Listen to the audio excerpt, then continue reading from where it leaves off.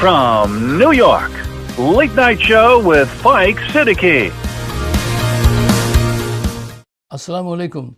Allahumma salli ala Muhammadin wa ala ali Muhammad. Welcome to the show. साहिबों, सबसे पहले वो headline जो आप सुनना पसंद करते हैं वो मैं आपके सामने रख देता हूँ, फिर इस मौजू पे तफसील से बात करेंगे गहराई में उतर के कि इस जंग का एंड क्या होगा और इसमें किसका नुकसान किसका फ़ायदा है, इसको तफसील से बात करेंगे। पहले वो हेडलाइंस आप जान लीजिए। पहली हेडलाइन, सोहराब बरकत की 95 दिन क़ैद के बाद रिहाई। अच्छा, ये एक नौजवान है जो siyaasat.pk पर अपना प्रोग्राम करता है, बहुत अच्छा प्रोग्राम करता है। मैं ऐसे बड़ा, ये इनका पूरा यूनिट बहुत अच्छा है siyaasat.pk का, तो ये बहुत अच्छा नौजवान है, बड़ा ब्लंट और बड़ा ब्रेव। खैर, उसकी रिहाई हो गई, आप सबको मुबारक हो। दूसरी हेडलाइन, शदीद जंग, मिज़ाइलों की बारिश, दुबई बंद हो गया, कराची में मुज़ाहिरीन पर फायरिंग किसने की? कप्तान की सेहत से मुतालिक खदशात दुरुस्त निकले। बगराम पर तबाही, पाकिस्तान क्या करने वाला है? अमेरिका ने खामनाई को निशाना कैसे बनाया? अमेरिकी अड्डों पर ताबड़तोड़ हमले, कुवैत, कतर, दुबई लरज़ उठे, जहाज़ तबाह, ईरान का सुप्रीम लीडर का बदला लेने का फ़ैसला। आयतुल्लाह खामनाई की शहादत के बाद की सूरत हाल, अमेरिका इज़राइल अपने हदफ में नाकाम, जंग मज़ीद कितनी फैल सकती है? अब अरब रियासतों समेत पाकिस्तान भी लपेट में आ सकता है। अच्छा साहब, और एक आखिरी हेडलाइन ये भी देख लीजिए, इम्पोर्टेंट है, खामनाई की शहादत के बाद ईरान के पास क्या ऑप्शंस हैं? पाकिस्तान और ट्रंप ख़ानदान का असल मंसूबा क्या है? क्या रजीम चेंज की फ़िज़ा बन रही है? साथ ही अफ़गान महाज भी गर्म, मकासद एक जैसे, मगर फ़ायदा आखिर किसका? ईरान ने वो किया जो कोई भी नहीं कर सकता। अमेरिका और इज़राइल की खैर नहीं, अब ईरान क्या करने जा रहा है? अमेरिकी गुरूर, इब्राहिम लिंकन पर आग के गोले, 4 ईरानी बैलिस्टिक मिसाइल फायर हुए, अमेरिका की तस्दीक। तो ये तो वो अहम लाइंस थी, कैप्शंस थे जो आप most of the time most of the people they like, तो वो मैंने आपके सामने रख दिए। अच्छा, अब आइए कि इस जंग में कौन जीतेगा कौन हारेगा। अमेरिका ने इस जंग में क्या गलतियां की हैं जो उसकी तबाही तो नहीं कहना चाहिए, बाइस रसवाई बनेंगी, और आलमी मईशत पे इसका क्या असर होगा? क्या पाकिस्तान इज़राइल का अगला निशाना है? कल एक महफिल में जाना हुआ और बड़ी सैर हासिल गुफ्तगू हुई दोस्तों के साथ, तो मैं उनसे कह रहा था कि आप घबराएं नहीं, आप इज़राइल का नेक्स्ट टारगेट नहीं हैं। उसकी वजह क्या है? बड़े हैरान हो रहे थे कि यार ये क्या बात कह रहे हैं आप। मैंने कहा देखो, तुम इज़राइल के लिए ख़तरा नहीं हो, ना अमेरिका के लिए ख़तरा हो, तो तुम जब ख़तरा ही नहीं हो उसके लिए, उसके साथ शाना बशाना चल रहे हो, तो वो तुम्हें किस बात का ख़तरा है भाई? अगर देखिए, सच्चाई से बात सुनिएगा, बुरा मत मानिएगा, कुछ वहाँ बुरा मान गए थे। देखिए, हम पाकिस्तानी, हम तो वो लोग हैं जो अपनी पतलून उतार के हाथ में दे देते हैं, टांग देते हैं कि अब कर लो जो करना है। आपकी जो तारीख़ है वो ये है, फ़लस्तीन के हक़ में सारी ज़िंदगी मसाजिद में दुआएं करते रहे, और जब वक्त आजमाइश आया तो उठा के लोगों को मारा इसने, आसिम मुनीर ने, और जेलों में बंद करवाया कि हमारी वफादारी तो उनके साथ है। देखिए, हर कौम का एक कल्चर होता है, एक सोच होती है, ठीक है ना? वो उससे आप उसको पहचानते हैं ना, उसके पास रेकॉर्ड से देखते हैं आप उसकी तारीख़ क्या है। देखिए, पर अफ़गान है, अफ़गान में अगर अफ़गानिस्तान में कोई दूसरे मुल्क का आदमी आ जाए तो वो बंदूक लेके घर से निकलता है, उस वक्त तक वापस नहीं जाता जब तक कि उसको धकेल ना दे, चाहे उसमें सालों लग जाए।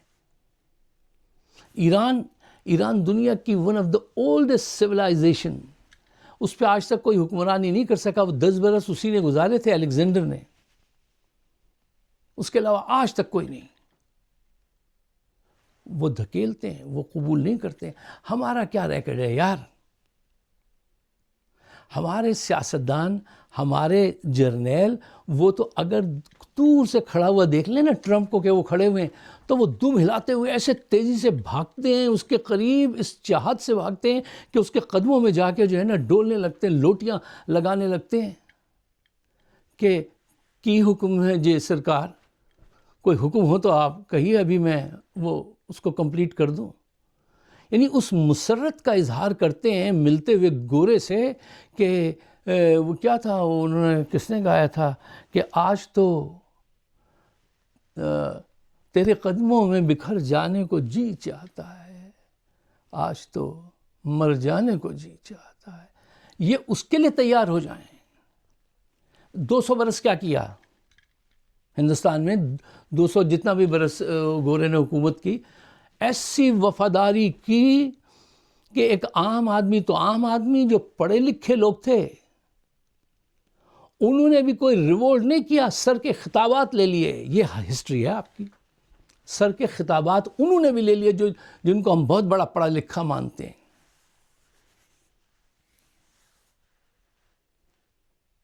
جی حقیقت یہ ہے، آپ تلاش کر لیجئے میری بات کو، جا کے ثبوت مل جائیں گے آپ کو.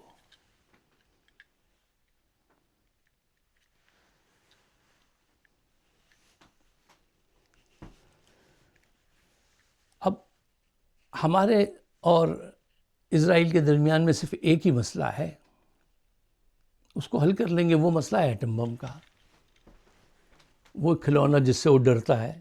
تو آہستہ آہستہ اس کو ختم کر لیں گے.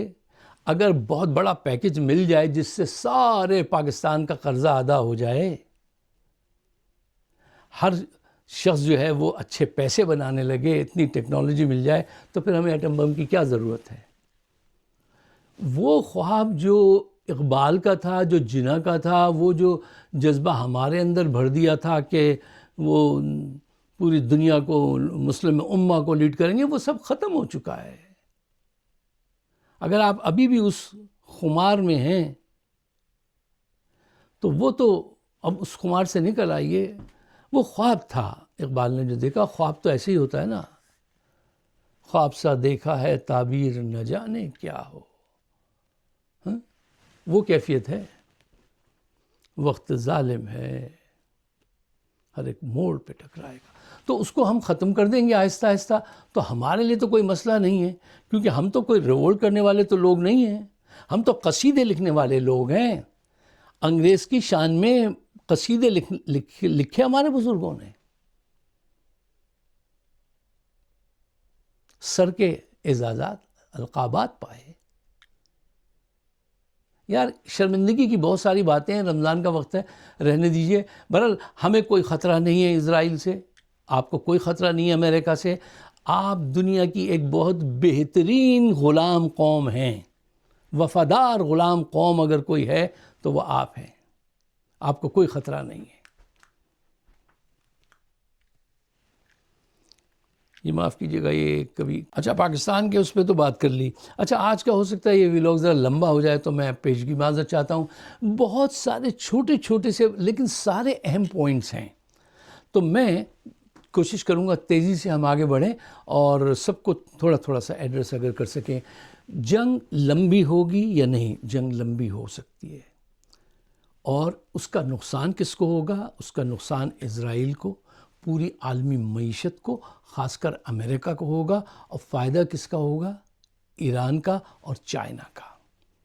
اب اس کو میں بہت ایکسپینڈ کر سکتا ہوں، بہت ساری اہم چیزیں، لیکن آپ خود اس کو دیکھ لیجئے گا. کیوں؟ امریکہ کا امیج جو ہے وہ خراب ہوتا جا رہا ہے.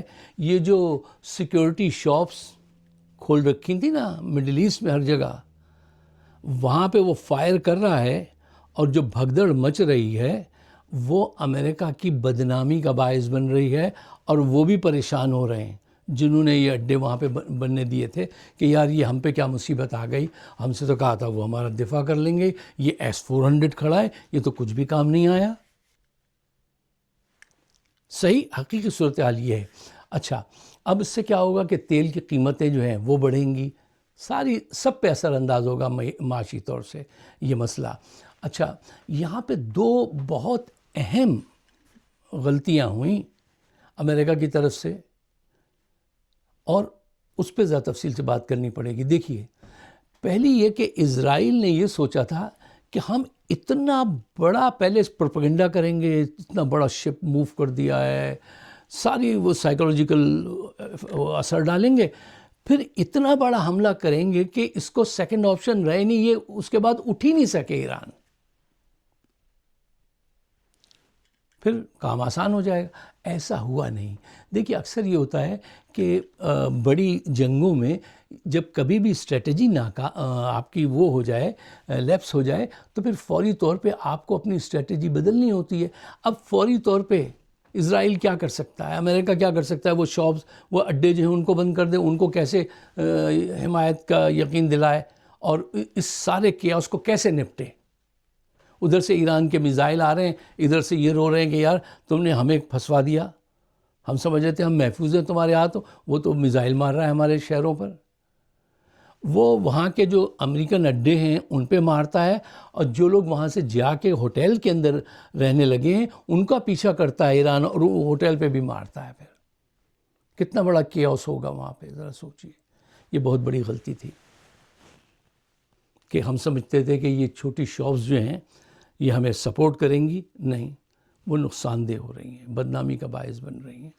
اچھا دوسری بڑی غلطی یہ ہے کہ جب یہ سوچا گیا کہ علی خامنہئی صاحب کو جب ہم مار دیں گے تو جب قیادت ختم ہو جائے گی تو پھر ایک طرف تو اتنی بڑی بربادی کا ان کو سامنا ہوگا, آگ اور خون, اور دوسری طرف قیادت بھی ہم مار دیں گے تو پھر کہاں جائیں گے.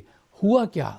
دیکھو بہت ساری چیزیں زندگی میں بھی اور جنگ میں بھی وہ اللہ کی مرضی چل رہی ہوتی ہے. یار میری تو سمجھ میں نہیں آتی سارے وہ ملا کے ڈاٹس پھر بھی کہ یہ کیا ہوا. دیکھیے خامنہئی صاحب کو مارا جب آپ نے تو ان کے ساتھ وہ قیادت بھی مار دی گئی جس کو امریکہ چاہتا تھا کہ نیکسٹ لیڈر ہم وہاں کا بنا دیں گے. وہ 4-5 بہت اہم لوگ تھے, وہ بھی ان کے ساتھ اس وقت موجود تھے, وہ بھی مارے گئے. لو جو ہمارے لوگ تھے جن کو سوچا تھا کہ یہ ساتھ دیں گے, خامنہئی صاحب جب ہٹ جائیں گے تو ان کو ہم قیادت میں لے آئیں گے سامنے, جن پہ بیٹ کیا ہوا تھا وہ مار دیے گئے اس کے ساتھ.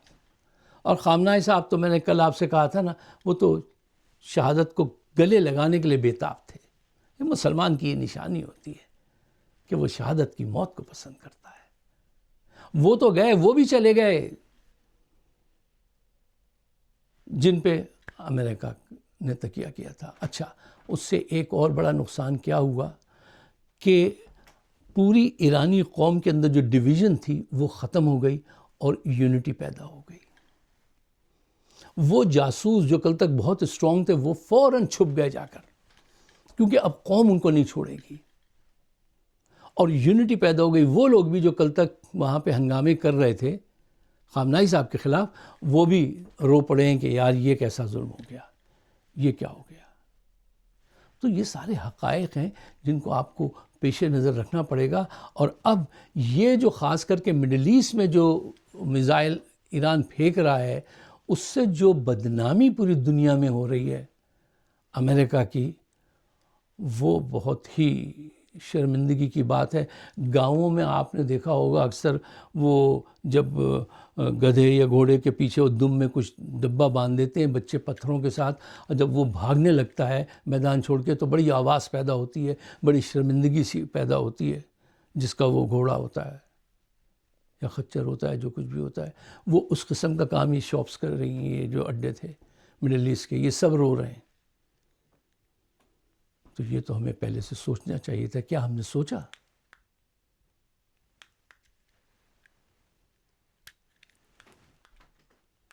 اچھا 2-3 اور اہم پوائنٹ ہیں, ذرا ان کو بھی لے لیجیے اور سوچئے گا. دیکھیے ہم سمجھتے ہیں کہ جدید ہتھیار ہمیں فوری جیت دلا دیں گے اور بہت بڑی فوج جو ہے اس کے ساتھ جلدی سے ہم سارا گیم جو ہے وہ ریپ اپ کر لیں گے.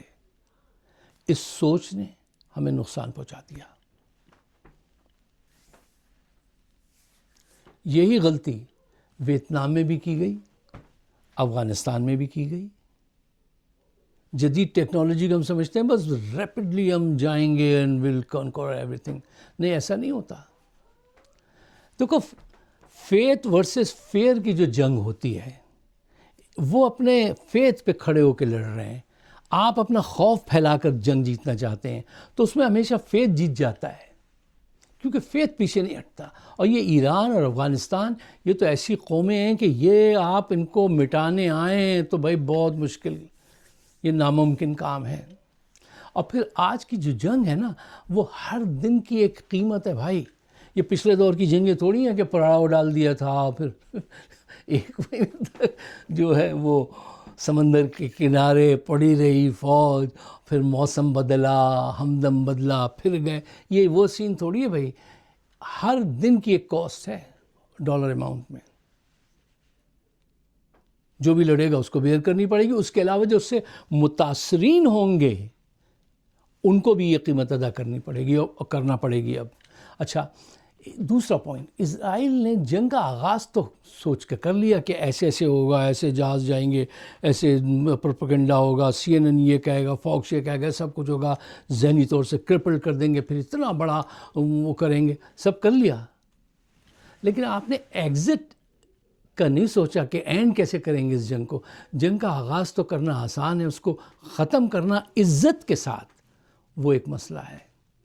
اب امریکہ یہاں پہ پھنسا ہے اور ہمیں امریکہ کو ایک نئی اسٹریٹجی, ایک نیا بیانیہ سامنے لانا پڑے گا. اور وہ بیانیہ اس ڈائریکشن میں بھی ہم نٹ کر سکتے ہیں کہ ہم جو ہے وہ مڈل ایسٹ کے ممالک جو ہیں ان کا بڑا نقصان ہو رہا ہے اور وہ بہت پریشان ہیں. اس کے لیے ہم آہستہ آہستہ مطلب جائیں کہ بھئی یہ چیز ہم ختم کریں.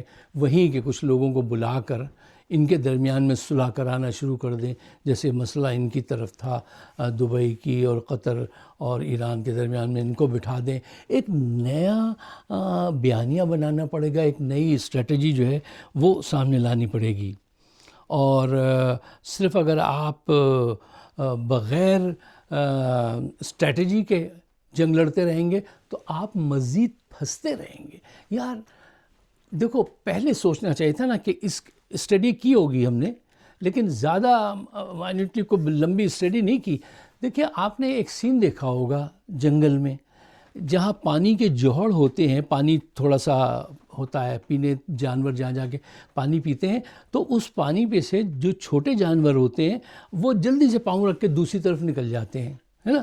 لیکن ہاتھی جب اس جوہر کے قریب پہنچتا ہے نا, اگر اس کو کراس کرنا ہو تو وہ پہلے ایک پاؤں رکھتا ہے, دیکھتا ہے کہ یہ دلدل کتنی گہری ہے, کہ اس کا سہار سکے گی ویٹ یا نہیں, پھر وہ پیچھے ہٹ جاتا ہے یا پھر وہ فیصلہ کرتا ہے. یہ جو غلطی ہوئی ہے نا امریکہ کی طرف سے کہ آپ چلے گئے, اسرائیل نے پش کیا اور آپ چلے گئے.